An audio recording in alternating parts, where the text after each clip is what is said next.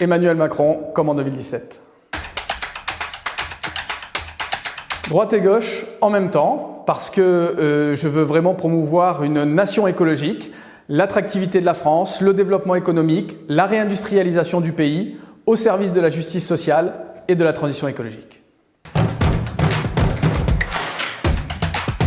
Le Front National au deuxième tour de l'élection présidentielle en 2002, ça a été le déclic de mon engagement en politique, l'envie de venir militer pour lutter contre les extrêmes et puis ensuite, plus tard, de me présenter activement et d'être élu en tant que député.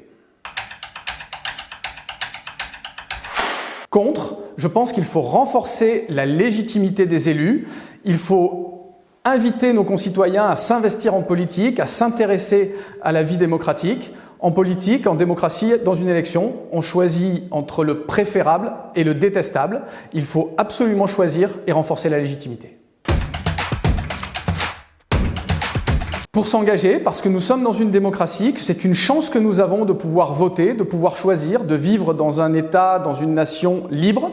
Alors, quand on est jeune, quand on a 18 ans, il faut exprimer à tout prix ses opinions, quelles qu'elles soient, son vote et s'engager.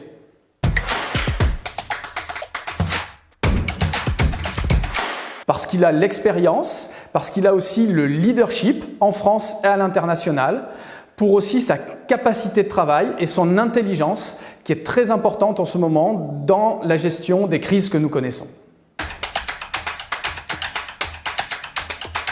Je suis référent transition écologique dans le cadre de la campagne. Je fais tout pour que les sujets d'écologie, de préservation de la biodiversité soient mis sur le devant de la scène et je souhaiterais qu'on parle plus du grand réchauffement que du grand remplacement. Oui, j'ai défendu dans le précédent quinquennat, et je souhaite le faire encore, la lutte contre l'arrêt cardiaque, les gestes qui sauvent. La France peut encore s'améliorer sur la présence des défibrillateurs, la sensibilisation aux gestes cardiaques. Nous allons accueillir la Coupe du monde de rugby, les Jeux olympiques. Soyons une nation exemplaire sur ces sujets-là, car on peut encore sauver des milliers de vies en se sensibilisant aux gestes qui sauvent. J'espère qu'il y aura des confrontations de projets, un débat d'idées et qu'Emmanuel Macron l'emportera pour 5 ans de plus au service des Français pour continuer les réformes dont notre pays a besoin.